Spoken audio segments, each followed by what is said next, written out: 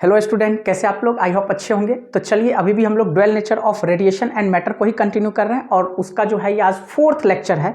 Basically आज के lecture में हम लोग बहुत ही सिंपल है, आज का लेक्चर बहुत ही हार्डली 5 मिनट्स का है। इसके अंदर बेसिकली हम लोग क्या देखने वाले हैं? Photon picture of electromagnetic radiation. देखिए, बहुत कुछ नहीं है, ऑलरेडी इसके बारे में काफ़ी सारे पॉइंट हमने ऑलरेडी प्रीवियस लेक्चर में एक्सप्लेन कर दिया हूँ। सिंपली है टॉपिक, तो इसलिए मैंने एक्सप्लेन कर दिया हूँ क्योंकि यहाँ से काफ़ी सारे न्यूमेरिकल बनने की प्रोबेबिलिटी है। तो देखिए, photon picture of electromagnetic radiation होता क्या है? आप जैसे ही देखोगे कि क्या है, कुछ भी नहीं है। इससे पहले जो पास्ट 3 लेक्चर के अंदर जितने भी हमने पॉइंट्स देखे थे, बस उसी चीज को मैथमेटिकल फॉर्म में यहाँ पे लिखा गया। खास करके जो पिछला लेक्चर हमारा था, यानी कि 3rd लेक्चर जो हमने क्या पढ़ाया था आपको, Einstein theory of photo electric effect, वो बहुत ही ज्यादा इंपॉर्टेंट है आज के लेक्चर को समझने के लिए।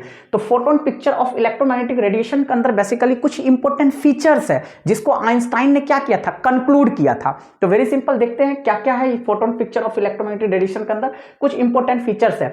जैसा कि आप लोग जानते हो, मैंने पढ़ाया था कि आइंस्टाइन ने जो थ्योरी दिया था फोटो इलेक्ट्रिक इफेक्ट का, वो किसके बिहाफ पे दिया था? On the basis of Planck's quantum theory. तो प्लैंक्स क्वांटम थ्योरी क्या था हमारे पास? जो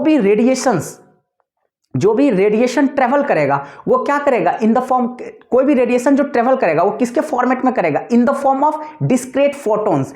तो ठीक उसी तरह से जो भी रेडिएशंस है वो कहीं ना कहीं एक पार्टिकल्स है। पार्टिकल दैट मींस वो फोटोन है। वेरी सिंपल, इसलिए मैंने लिख दिया रेडिएशन जो होता है, जो भी इंसिडेंट रेडिएशन होता है, वो कहीं ना कहीं पार्टिकल नेचर को क्या कर रहा है? एग्जीक्यूट कर रहा है। तो रेडिएशन पार्टिकल्स की तरफ बिहेव करेगा और वही पार्टिकल्स किसके फॉर्मेट में होता है? फोटॉन्स के फॉर्मेट। क्योंकि मैंने बताया था कि जो भी रेडिएशंस होता है वो ट्रेवल किस फॉर्मेट में करता है? डिस्क्रीट फोटॉन्स के फॉर्मेट में करता है। Very simple. दूसरा, ऑलरेडी मैंने बताया था आइंस्टाइन थ्योरी के अंदर कि जितने भी फोटॉन्स होते हैं, जो भी फोटॉन्स किसी मेटल सरफेस के ऊपर फॉल करता है, हर फोटॉन्स के पास एनर्जी क्या होता है? E is equal to H nu. तो वही यहां पे लिखा है, each photon having energy E is equal to H nu. और जितने भी फोटॉन्स होते हैं उसके पास मोमेंटम क्या होता है? P इज इक्वल टू होता है एच न्यू अपॉन में C, जिसको कि हम P is equal to h by lambda. इसको मैंने थोड़ा एक्सपेंड करके यहां पे दिखा रखा हूं। जैसा कि आप लोग जानते हो, देखो स्पीड इज इक्वल टू क्या होता है? डिस्टेंस अपॉन में टाइम। तो ये वेव के फॉर्मेट में है, रेडिएशन है तो radiation is a form of wave. तो ऑब्वियसली लेंथ के फॉर्मेट में क्या लेंगे? लेमडा वेव लेंथ लेंगे। तो लेमडा अपॉन में टी और 1/t को हम लोग बेसिकली क्या लिख देते हैं? फ्रीक्वेंसी। तो स्पीड इज इक्वल टू क्या हो गया? Lambda into new. अब यहां से अगर मैं लेमडा निकालूंगा तो वेरी सिंपल, v अपॉन में क्या लिखेंगे? फ्रीक्वेंसी, यानी कि स्पीड अपॉन में फ्रीक्वेंसी। और यहां पे स्पीड जो होता है लाइट का वैक्यूम के अंदर, वो क्या होता है? Speed of light in vacuum लेना, तो इसको सिंपली हम लोग c भी इंडिकेट कर सकते हैं। क्योंकि बेसिकली जो यहां पे लाइट का स्पीड हम लोग कैलकुलेट कर रहे हैं वो कहां पे कर रहे हैं? वैक्यूम के अंदर। तो इसलिए हमने lambda is equal to either v by nu लिख सकते हैं, क्योंकि स्पीड ऑफ लाइट v जो लिखते हैं वो मीडियम के अंदर होता है। तो लेमडा इज इक्वल टू हम c बाय न्यू भी लिख सकते हैं। वेरी सिंपल, वही चीज मैंने यहां पे कर दिया हूं। तो न्यू बाय c को हम क्या लिख सकते हैं? देखिए, c बाय न्यू को हम लेमडा लिख सकते हैं। तो वेरी सिंपल, यहां पे c है, अगर c बाय न्यू लिखेंगे तो ये 1 बाय क्या आ जाएगा? लेमडा आ जाएगा। तो इसलिए p is equal to H nu by c। और यहां पे क्या कर सकते हैं हम लोग? न्यू बाई सी को 1 बाय लेमडा लिख सकते हैं, क्योंकि सी बाय न्यू को हम लोग लेमडा लिखते हैं। तो बेसिकली यहां पे अगर न्यू बाई सी है तो उसको हम 1 बाय लेमडा, यानी कि मोमेंटम क्या हो जाएगा? एच अपॉन में लेमडा। Very simple. तो आपने ये देख लिया कि जो भी फोटॉन्स होता है, हर फोटॉन्स के पास एनर्जी क्या होता है? E is equal to H nu के इक्विवेलेंट होता है, और मोमेंटम P बराबर एच न्यू बाई सी, जिसको कि एच बाय लेमडा लिख सकते हैं। तो ये जो दो मैथमेटिकल एक्सप्रेशन दिख रहा है, इसी मैथमेटिकल एक्सप्रेशन के ऊपर काफी सारे क्वेश्चंस, काफी सारे न्यूमेरिकल्स पूछे जाते हैं और बहुत ही बेसिक होते हैं। यानी कि जो भी एक्सप्रेशन, जो भी क्वेश्चन पूछेगा उसके अंदर इस जो भी एक्सप्रेशन यहां पे है बिल्कुल गिवन डाटा रहेगा, put the formula get the answer. कोई बहुत ज्यादा ऐसे सारे न्यूमेरिकल्स आपको बोर्ड में पूछे जाएंगे, तो वहां पे कुछ भी नहीं करना है, सिर्फ आप इस फॉर्मूला को ध्यान में रखिए और प्रॉब्लम के अंदर जो भी डाटा होगा, यानी कि आप क्या करोगे? Put the formula get the answer. बस केवल कैलकुलेशन स्ट्रेटजी आपके पास होना चाहिए। अगर आपके पास कैलकुलेशन स्ट्रेटजी है तो इस टाइप के, इसके यानी कि मॉडर्न फिजिक्स के ऊपर जो भी न्यूमेरिकल्स पूछा जाता है सब फॉर्मूला ओरिएंटेड होता है, सिर्फ कैलकुलेशन का गेम है।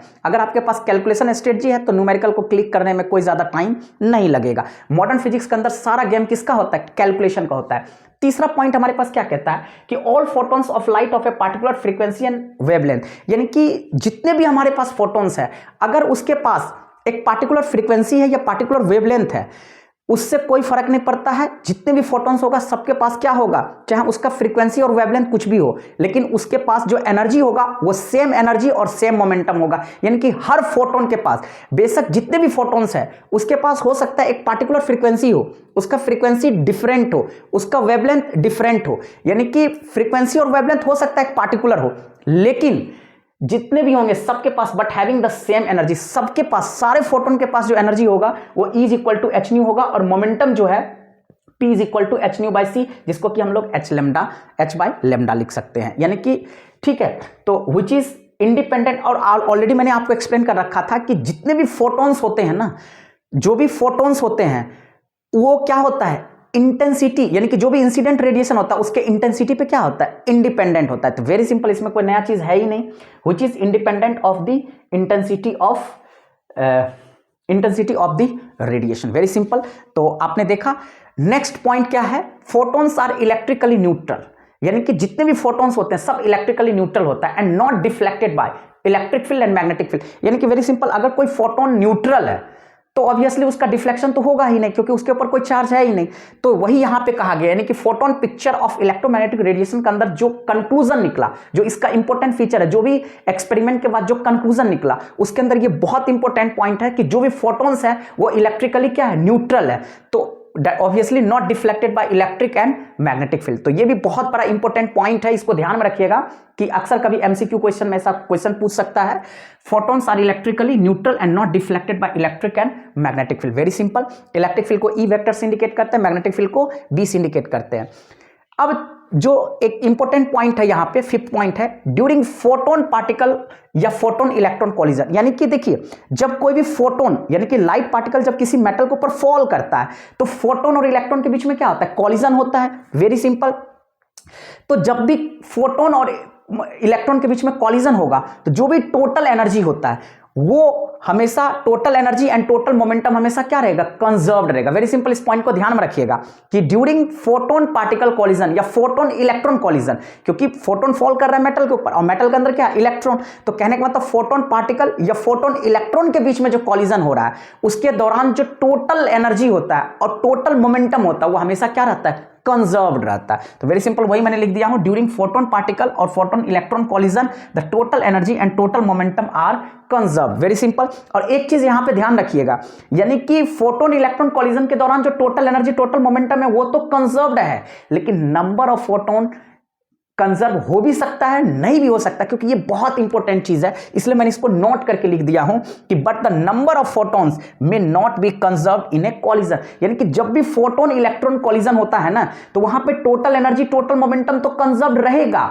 एकदम मस्ट बी, लेकिन वहां पे जो नंबर ऑफ फोटॉन्स, यानी कि जैसे कोई भी फोटोन फॉल करता है तो क्या होता है, वहां पे जो नंबर ऑफ फोटॉन्स होता है कॉलिजन के दौरान वो कंजर्व नहीं हो भी सकता है, नहीं भी हो सकता, क्योंकि कभी कभी क्या होता है, जैसे देखिए मान चले कोई भी फोटोन फॉल किया किसी सरफेस के ऊपर तो हो सकता है वो फोटोन क्या हो गया, एब्जॉर्ब हो जाएगा, या नए पॉइंट्स थे, इंपॉर्टेंट पॉइंट्स, उसी को यहां पे हमने क्या कर दिया, कंक्लूड करके, क्योंकि उसी पॉइंट को कंक्लूड करके एक थ्योरी बना दिया गया है, तो उसी चीज को हमने यहां पे क्या कर दिया, कंक्लूड। वेरी सिंपल, आपको ध्यान में रखना है कि जो रेडिएशन होता है वो पार्टिकल्स है, बेसिकली वो फोटोन के फॉर्मेट में, हर फोटोन के पास energy E is equal to H nu और मोमेंटम हमारे पास एच न्यू बाई सी, जिसको एच बाय लेमडा लिख सकते हैं। और जितने भी फोटोन्स होते हैं चाहे उसका पार्टिकुलर फ्रीक्वेंसी और पार्टिकुलर वेवलेंथ हो, दैट डजंट मैटर, लेकिन हर एक का जो मोमेंटम और एनर्जी होगा वो सेम रहेगा, जो कि यहां पे मैथमेटिकली लिखा गया है।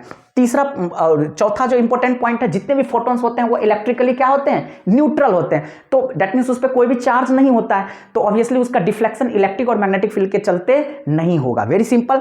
और लास्ट पॉइंट हमारे पास, ड्यूरिंग फोटोन पार्टिकल कॉलिजन या फोटोन इलेक्ट्रॉन कॉलिजन, जो टोटल एनर्जी होगा और टोटल मोमेंटम हमेशा कंजर्व रहेगा, लेकिन वहीं पे आपको ध्यान में रखना है जो नंबर ऑफ फोटॉन्स होगा वो कॉलिजन के दौरान कंजर्व हो भी सकता है, नहीं भी हो सकता है, यानी कि मे नॉट बी कंजर्व। बस दैट्स इट, वेरी सिंपल, इसके अलावा कहीं कोई दिक्कत नहीं। और इस पे जो न्यूमेरिकल बनने की प्रोबेबिलिटी है वो सिर्फ इसी दो फॉर्मूले से आपका काम हो जाएगा।